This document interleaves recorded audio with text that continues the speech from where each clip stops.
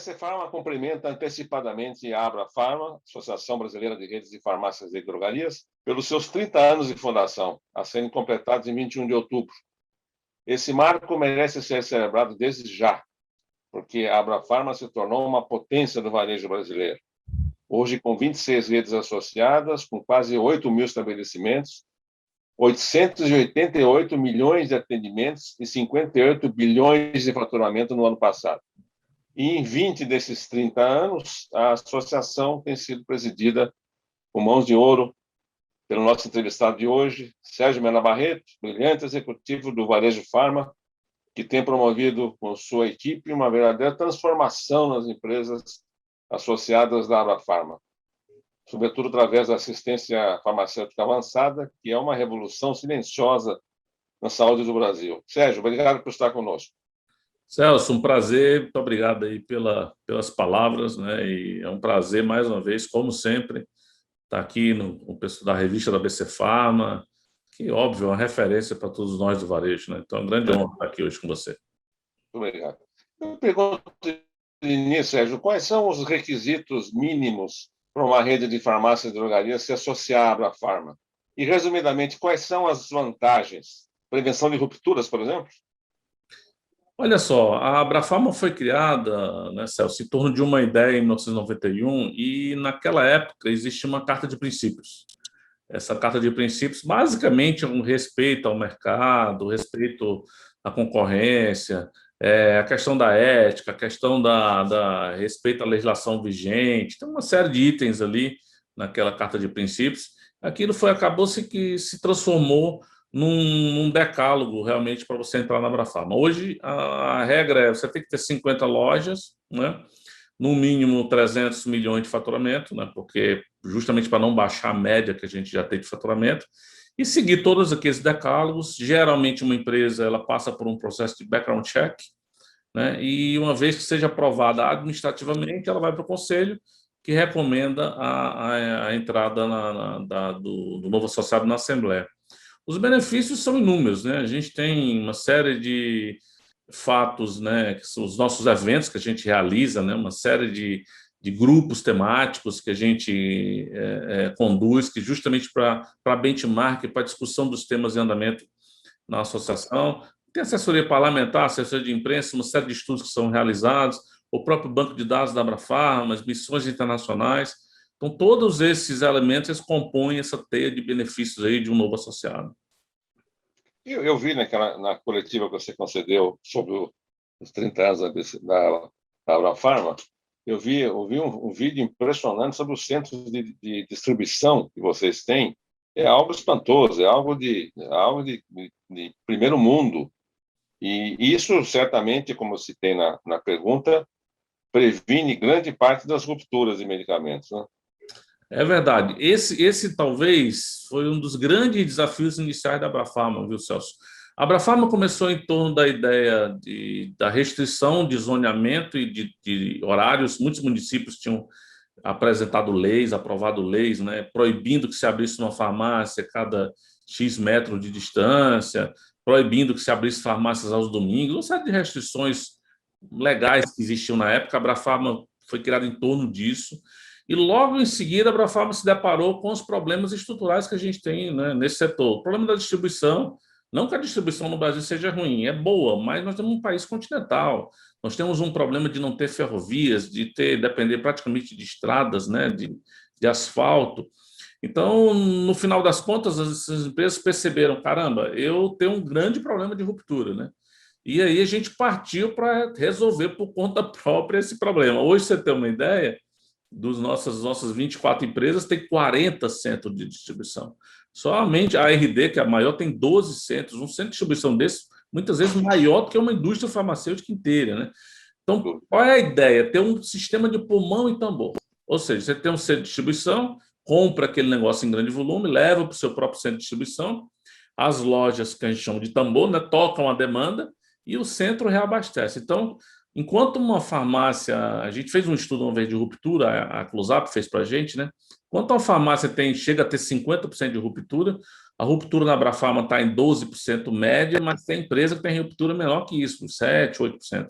Ou seja, é um sistema que funciona e isso é fundamental para atender o consumidor, né? O consumidor não quer falta de produto, ele quer produto na loja na hora certa, para atender aquela necessidade que ele tem. Então, a gente partiu para esse mecanismo e isso, viu, foi vendo empresas fora do Brasil, né? As missões internacionais que levam a gente a ver outras realidades. Visitamos muitos centros de distribuição da CVS, da Walgreens, da Boots, da Rite Aid. Olha, a gente tem um grande conhecimento desse negócio. Nesses 20 anos que você preside a Abrafarma, eu presumo que seja um pouco mais de metade da sua vida, né, Sérgio? Você preside a Abrafarma. Você conseguiria destacar, você conseguiria destacar, sei lá, as 3 principais ações que você promoveu em benefício do varejo, as mais marcantes?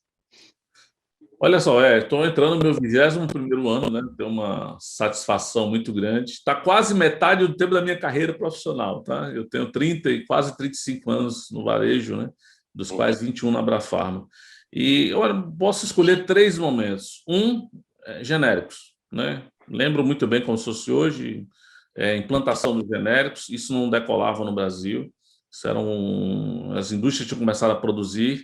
E me lembro muito bem do dia que o então ministro José Serra liga no meu celular e diz: olha, preciso de uma reunião com o seu pessoal. E a gente marcou uma reunião na sede da Abrafarma ali, que era na Frei Caneca, né? E ele foi lá com a equipe, e ali a gente desenhou uma estratégia de colocar prateleira específica, de ter um sistema de promoção, ou seja, de falar disso, colocar genérico nos catálogos, né?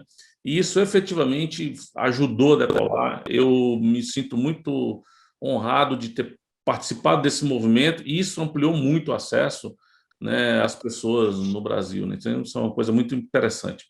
Segunda coisa, a educação da farmácia popular.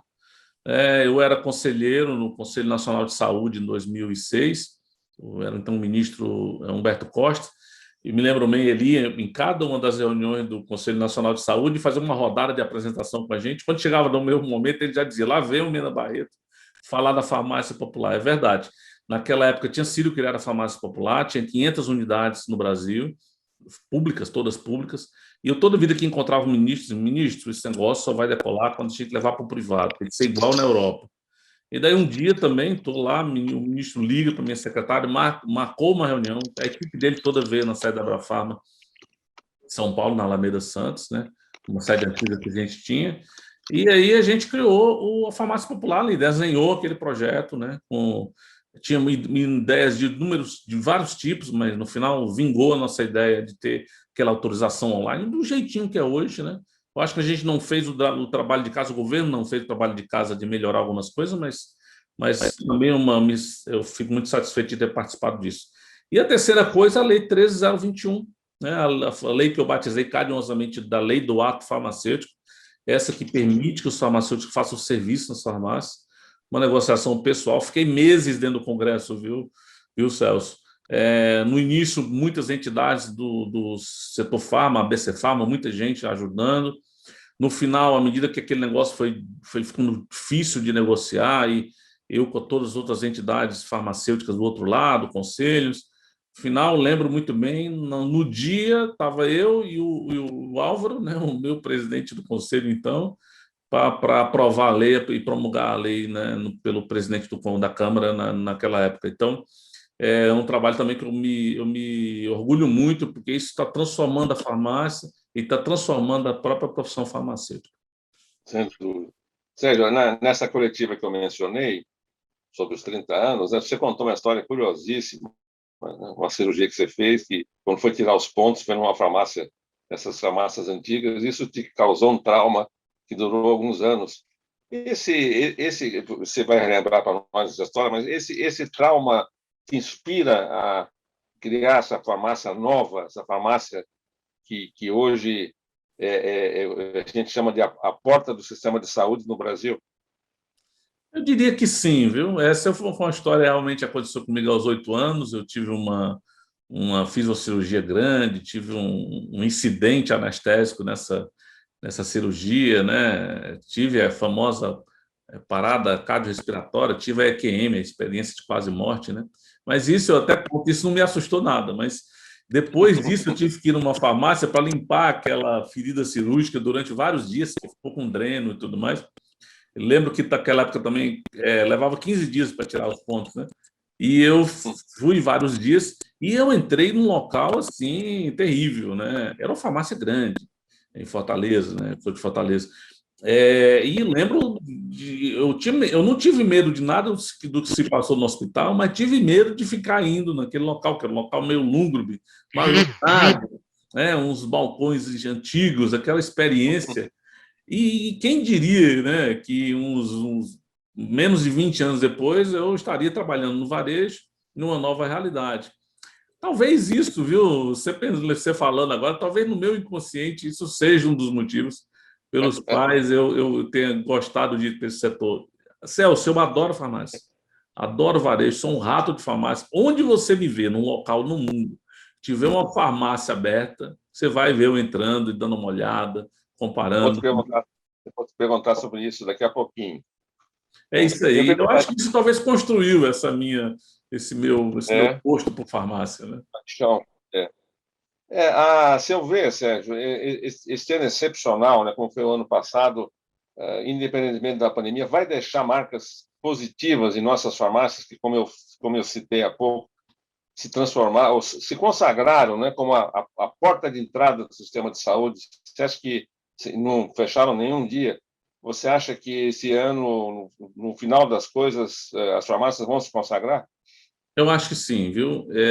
Eu estou tendo a sorte dos 30 anos da Abrafarma acontecer agora, né? Óbvio, a sorte não é a pandemia, acho que a pandemia é uma coisa horrível, mas ninguém podia prever, né, que isso chegasse nesse Claro. tipo de coisas e tanta gente que morreu, mas para o sistema que a gente preconiza, ou seja, a farmácia como um hub de saúde, a farmácia como um local que vai além de vender remédio, a farmácia que cuida do paciente, o profissional que gosta da adesão ao tratamento, que acompanha o paciente para aumentar a adesão ao tratamento, eu acho que a farmácia mostrou o seu valor. Quando a gente aprovou a lei lá 13021 em 2014, começou a treinar todos os farmacêuticos, a gente já treinou mais de 20 mil, viu, Celso? 20 mil certificados já foram emitidos, cursos presenciais, online, cursos livres. Como eu falei, ressignificando mesmo a profissão. A gente, na verdade, pensando hoje, talvez todos esses serviços que a gente ofereceu nos últimos 5 anos era nos preparando para uma coisa como essa. Olha como a vida, né? A gente bateu agora, Celso, mais de 6 milhões de testes rápidos. Quando eu lancei a ideia de vacinar na farmácia, a gente quer ajudar o governo a vacinar na farmácia, as pessoas aderiram de um modo geral. Só 5 anos atrás, isso foi uma coisa inimaginável, né? Então, a farmácia... Vocês conseguiram entrar no processo de vacinação para a Covid, não? A gente já teve reuniões com o ministro Queiroga, já tivemos reuniões. Agora, eu apresento essa semana um plano definitivo, né? A Abrafarma desenvolveu um aplicativo. O aplicativo está pronto, a população vai baixar isso para poder fazer o agendamento da farmácia. A gente acredita nesse sistema com agendamento. E, óbvio, é um processo suplementar ao SUS, né? O SUS é o grande processo a grande estrutura desse processo, tem 38 mil locais que vacinam, mas a farmácia pode sim ajudar a dar uma velocidade muito grande. Então, 5 anos atrás, seria inimaginável pensar uma coisa como essa, né? Então, a gente está no local certo, no lugar certo, na hora certa, e a gente tem consciência que está ajudando o Brasil a passar melhor por esse momento tão terrível. Ou seja, para adquirir o chamado padrão Abrafarma de atendimento ao cliente, a farmácia precisa obrigatoriamente passar por uma etapa de treinamento de sua equipe? Como é que é feita essa adaptação? Olha, em termos de Abrafarma, o que a gente provê? A gente provê um ambiente e digamos, o local adequado para que essas redes discutam inovações, discutam tendências, discutam entre si as melhores práticas. A gente tem um grupo de recursos humanos, a gente tem um grupo de tributário, farmacêutico, serviços, tem vários, né, grupos que atuam, e a gente faz essa troca. Fora isso, a gente tem um programa de assistência farmacêutica avançado, os programas de programação de educação executiva.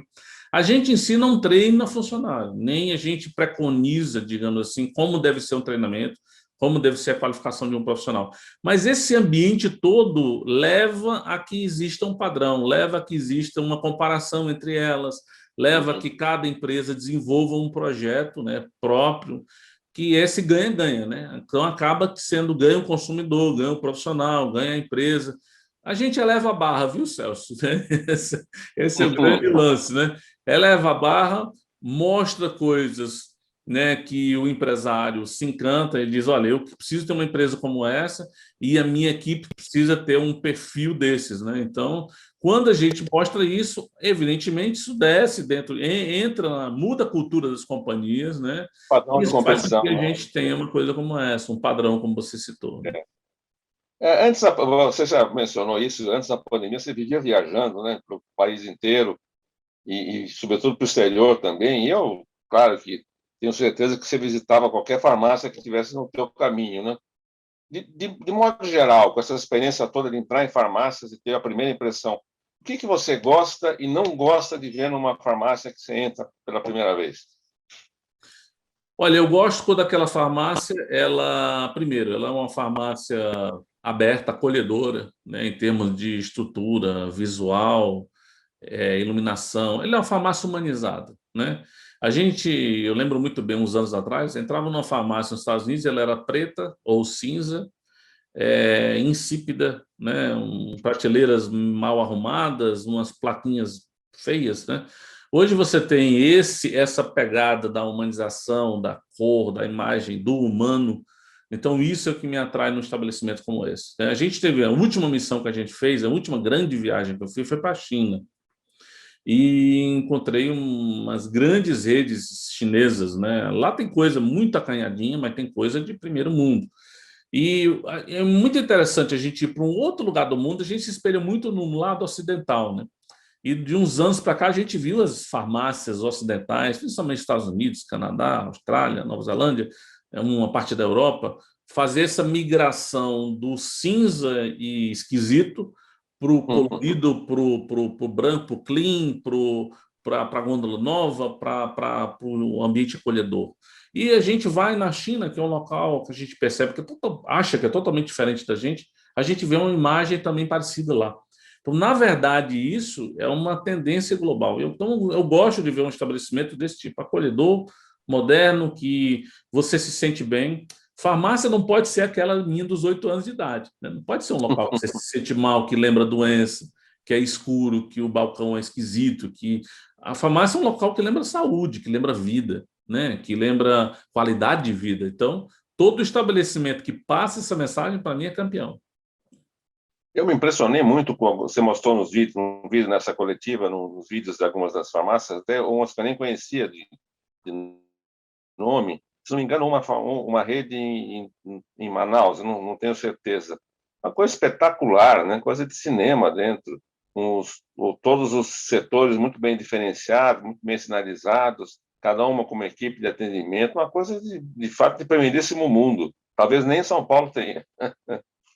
É verdade. Hoje em dia, a gente tem farmácias no Brasil e redes associadas nossas que eu diria que estão até, em alguns casos, um patamar acima do que a gente vê no exterior, tá? A gente hoje, a gente sempre usou os Estados Unidos como referência, né? Vamos sair dos Estados Unidos, vou para a África do Sul, que tem redes legais interessantes na África do Sul, por exemplo, ou vamos para a Inglaterra, que tem uma rede incrível lá. A gente sempre usou como referência esses locais. Agora, hoje em dia, em termos de oferta, de jeito brasileiro, é incrível, Arnaldo. O pessoal da Europa vem conhecer a gente. O pessoal do México vem conhecer a gente. A gente virou referência para a América Latina e para a Europa, quem diria, né? Estados Unidos não, são muito grandes, né, realmente, mas Europa e Américas vêm aqui no Brasil conhecer essas redes, têm reuniões com a gente, né? E marcam reuniões, a gente apresenta como funciona. Eu mesmo, antes da pandemia, tive em 2 congressos, tive um congresso na Espanha, em Portugal, falando do Brasil, falando da nossa experiência, já tinha estado no México também. Então, assim, é muito gratificante a gente ver que hoje a gente oferece no Brasil uma rede que é referência para outros países. Isso é uma coisa que me toca muito.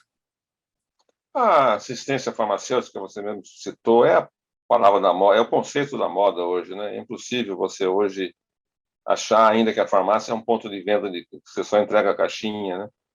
Existe lá um farmacêutico que é formado em ciências farmacológicas, tem noções muito boas sobre terapia, sobre terapêutica, Então, isso tem que ser aproveitado, né? Mas você sabe que nem todas as farmácias fazem isso.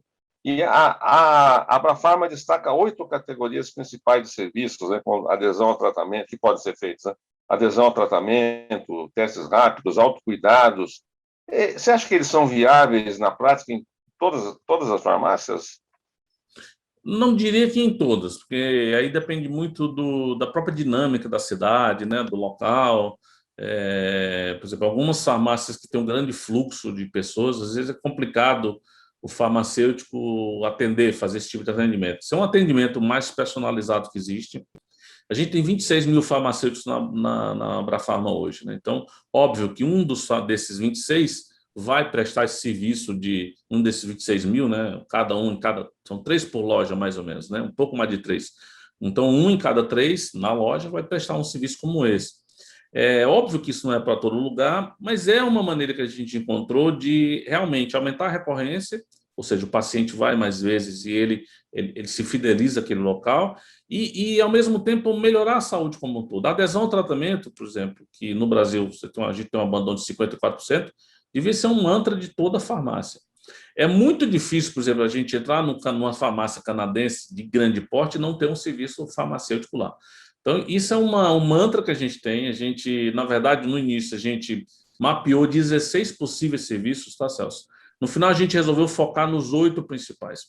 Agora, quando a Anvisa revisar a RDC 44, né, tem uma consulta pública 911, ainda não foi para votação, tal, mas já passou para consulta pública, a gente acha que é possível revisitar esse catálogo e ampliar. Por exemplo, você chegar hoje na Itália, numa parafarmácia na Itália, você vai lá, coloca Holter, coloca mapa, faz eletrocardiograma, faz outro serviço, RPG, né? Tem vários serviços não farmácia italiana hoje que a gente não faz no Brasil.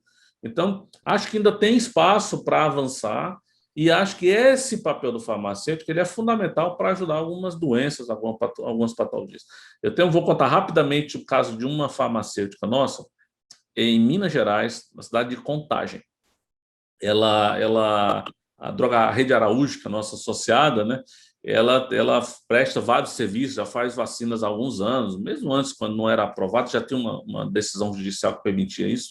E essa farmacêutica, ela está numa loja que fica num posto de gasolina, em Contagem. Todo caminhoneiro que para na loja e vai comprar Viagra, vai comprar camisinha, coisa para barba, gel de cabelo, um monte de coisa, ela pega, dependendo da faixa etária da pessoa, ela pergunta: você já fez um check-up? E geralmente a pessoa: não, um caminhoneiro vive para cima e para baixo. Aí ela faz, geralmente, sífilis, faz PSA, faz glicemia, faz... Hoje a gente tirar o sangue, né? Exatamente, na ponta do dedo. Hoje já dá para fazer, Celso, 40 exames na ponta do dedo. Ela faz. Olha, o que essa mulher já encaminhou para o posto de saúde, que essa farmacêutica já encaminhou farmacêutico, sífilis que não sabia, HIV positivo que não sabia, PSA elevado que não sabia, que é o antígeno da próstata, né? Então, assim, a gente tem cartas dos médicos da UBS, assim, enaltecendo o papel dessa profissional. E é uma coisa incrível que acontece em muitos lugares do Brasil hoje em dia, com o serviço farmacêutico avançado da Abrafarma. Para mim, Sérgio, o grande dilema dessa questão é saber se o farmacêutico deve tomar iniciativa ou quando tomar, ou se deve ser estimulado a dar essa assessoria se o paciente requerer. Qual é a sua visão? Depende do caso? Depende do caso. A gente, na verdade, para chegar nesse nível que eu te falei, a gente teve que ultrapassar muitas barreiras. Quando a gente foi lançar esse serviço de assistência farmacêutica avançada, a gente fez uma pesquisa com o farmacêutico. E a gente dizia: olha, a gente quer lançar isso, o que vocês acham? E a gente fez uma entrevista com 16 mil farmacêuticos. Eles, uau, a maioria dizendo: que coisa incrível. Aí a gente perguntava, a segunda pergunta era: você está preparado para fazer isso? Não, não estou preparado. Então, na verdade, a gente teve que quebrar uma barreira interna nossa mesmo, né, do profissional se sentir empoderado para fazer. Daí veio o programa de qualificação, a gente já publicou mais de 1.300 páginas de material científico, a gente criou todos os protocolos, né, revisou todos os POPs e criamos um padrão para oferecer o padrão, porque Às vezes a pessoa tem vontade, Celso, mas não sabe como começar. Então, Ou é muito tímido, né? ou é muito tímido. Então, o que que a gente diz para esse cara? A gente dá um empurrão nele, né? Você pode. Você pode. Vão voltar a estudar os temas que você já domina, o curso de farmácia é muito bom, a gente deu um empurrão neles, olha, você pode. E aí está aqui um método organizado, estruturado para fazer isso. Então, a maneira como a Abrafarma encontrou de fazer. É para todo mundo? Não. Alguns farmacêuticos que têm mais essa característica clínica, têm mais essa habilidade, mas olha, eu acho que a grande maioria hoje, nós temos 26 mil pessoas treinadas, mais de 20 mil certificados emitidos, eles já adquiriram esse hábito de conversar mais, explorar mais e muitas vezes sentar com o paciente para abordá-lo. Com mais traquejo também, né? Com mais Para lidar. traquejo, né? Exatamente. Sérgio, além de executivo 5 estrelas, você é um disputado palestrante do mercado farma, né? E até autores de best-sellers do gênero, como Zona de Coragem, e tal, sobre os desafios impostos na carreira, e top 5, né, sobre as 5 atitudes indispensáveis ao sucesso, né? Os tempos atuais o estimulam a escrever mais um livro, criar mais uma palestra? Sim, eu tenho um projeto já que eu estou desenhando. Na verdade, eu tenho 3 livros aí. Um está em 200 páginas, o outro está em dos 180, tá? Mas mais na área de espiritualidade. Eu me voltei nos últimos anos, né, para essa área. Então, tenho 2 livros aí pronto para. Estou agora na fase de terminar um deles para edição. E aí me surgiu um último tema no meio da pandemia agora. Essa é a primeira vez que eu falo isso, hein? Isso é um furo, hein, Galo? Você gosta de tirar furo, né? De reportagem. Isso é bom.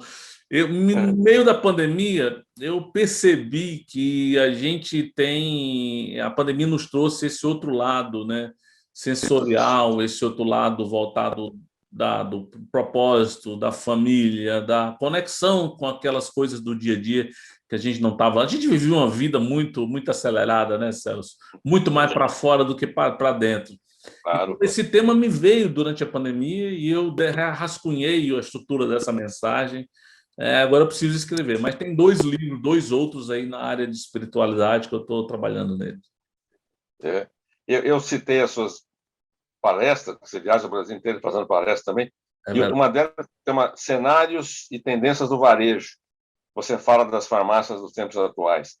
Num dos itens, você fala do atual consumidor de medicamentos. Quem é e o que ele espera? E eu pergunto, Sérgio, quem é o consumidor atual de medicamentos e o que ele espera? Esse é um consumidor, uma consumidora, né, na maioria dos casos é uma mulher, muito mais consciente de si mesmo, né?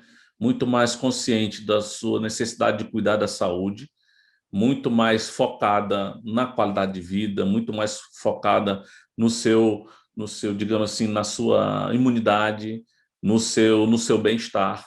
A gente já vinha uma pessoa, já vinha com uma cliente ou já vinha com um consumidor que cuidava da beleza, que cuidava que era um pouquinho voltado para o bem-estar, mas eu acho que a pandemia leva esse consumidor a um salto de patamar, né? Ninguém falava de comorbidade, Celso. Hoje todo mundo se preocupa, né, com a doença. Aumentou, inclusive, o consumo daqueles medicamentos de uso contínuo que as pessoas abandonavam. Algumas classes terapêuticas voltaram ao patamar que deveriam, né? Então, Além de vitaminas, né?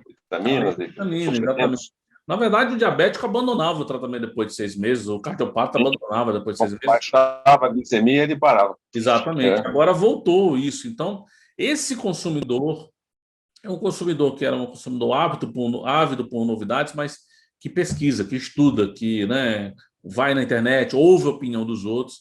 É um consumidor que a gente tem que estar muito atento à necessidade deles e entregar essa noção de qualidade de vida, essa noção de que não é preciso só se viver mais, é preciso se viver mais bem, né?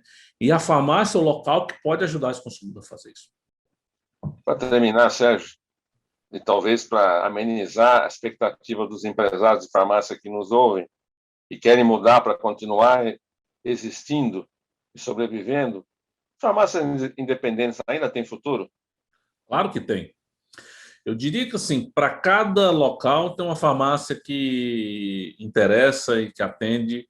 Eu sou daqueles que defende que a farmácia do bairro farmácia do bairro bem gerenciada, bem administrada, que conhece o seu consumidor, oferece a ele uma proposta de valor interessante, ela vai ter espaço sempre.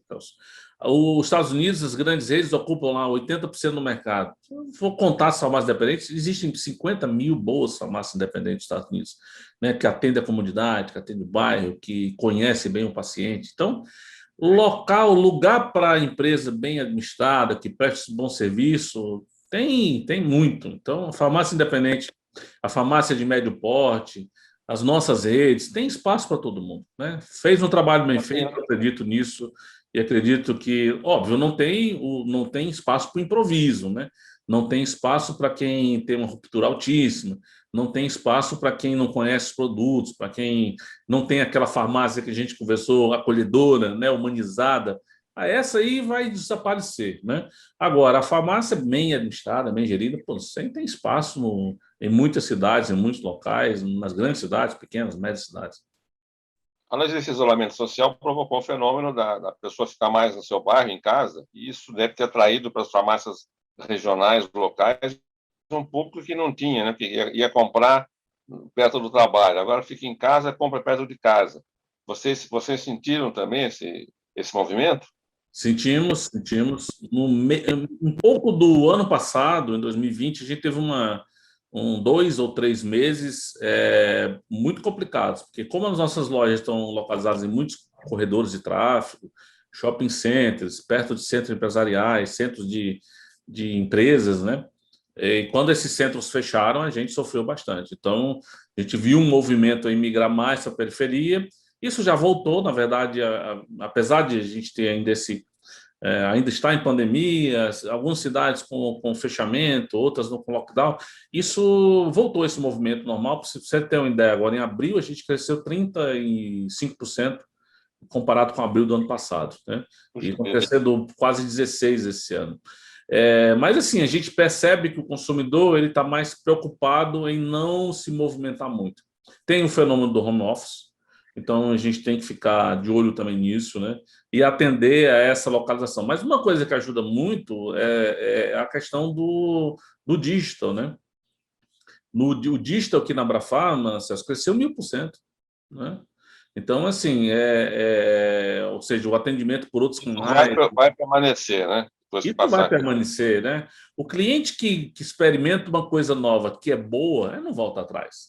Ele não volta atrás, né? Então, o digital, da telesaúde, a gente tem um movimento agora, o nosso desafio, depois da pandemia, manter o sistema de telesaúde, né? Aliás, levar a telesaúde com mais força para dentro da farmácia. Tem uma discussão no Congresso Nacional, tem uma frente parlamentar de telesaúde que a gente tem discutido com os parlamentares e participado de audiências públicas, como que a gente pega todos esses benefícios, essas melhorias que aconteceram durante a pandemia e leva para o resto da vida, né? Receitas, prescrições digitais, prescrições com mais prazo, facilidades mesmo para a vida do cliente. Sérgio Mena Barreto, muito obrigado pelo tempo que você, para usar uma linguagem da farmácia, dispensou e receitou para nós. Muito obrigado, viu? Muito obrigado, César. Foi um prazer, pode contar sempre comigo e é um prazer falar com os nossos leitores aí da nossa querida ABC Farma.